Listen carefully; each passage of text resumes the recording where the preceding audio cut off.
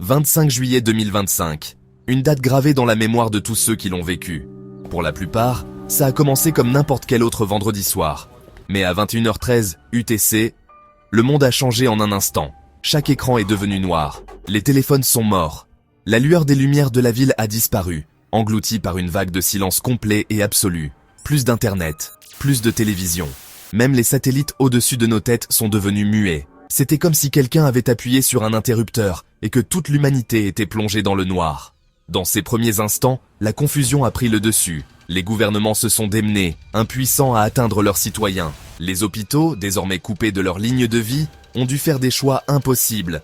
Les médecins travaillaient à la lampe de poche, les infirmières rationnaient les médicaments, et les familles attendaient dehors, désespérées, le moindre signe d'espoir. Mais la véritable tragédie n'était pas seulement dans l'obscurité, elle était dans le silence.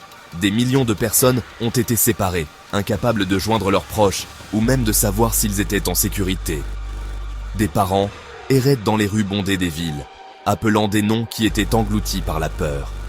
Les marchés se sont effondrés, la nourriture et l'eau sont venues à manquer, et ces premiers jours ont été un test de nos instincts humains les plus profonds.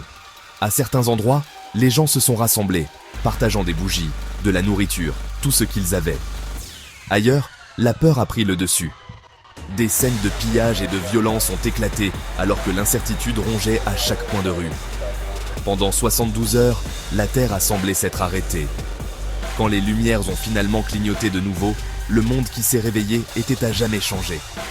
La confiance que nous placions dans notre technologie, dans nos dirigeants, elle a été ébranlée. Les jours qui ont suivi racontent leur propre histoire. Le premier jour, la survie est devenue la seule priorité. Les villes sont restées dans le noir. Les personnes âgées et malades ont le plus souffert. Les hôpitaux, fonctionnant avec les générateurs qu'ils pouvaient trouver, ont été confrontés à des choix déchirants. Les deuxième et troisième jours, le chaos et la solidarité se sont disputés le contrôle. Certains quartiers se sont effondrés, d'autres se sont regroupés pour protéger les plus vulnérables. Les routes étaient encombrées de voitures abandonnées, les services d'urgence débordés. Les autorités locales ont tenté de maintenir l'ordre, mais sans communication, c'était presque impossible. Le quatrième jour, des lueurs d'espoir sont apparues. Des volontaires ont réussi à alimenter quelques hôpitaux. Enfin, des informations claires ont commencé à circuler. Ce n'était pas une attaque, mais un dysfonctionnement mondial. Les tensions se sont apaisées, mais la peur n'a jamais vraiment disparu. Les sixième et septième jours, le monde a lentement commencé à se reconstruire. L'électricité et Internet sont revenus, les familles ont été réunies, mais les cicatrices sont restées. Le choc psychologique a été énorme. La normalité avait maintenant un nouveau sens.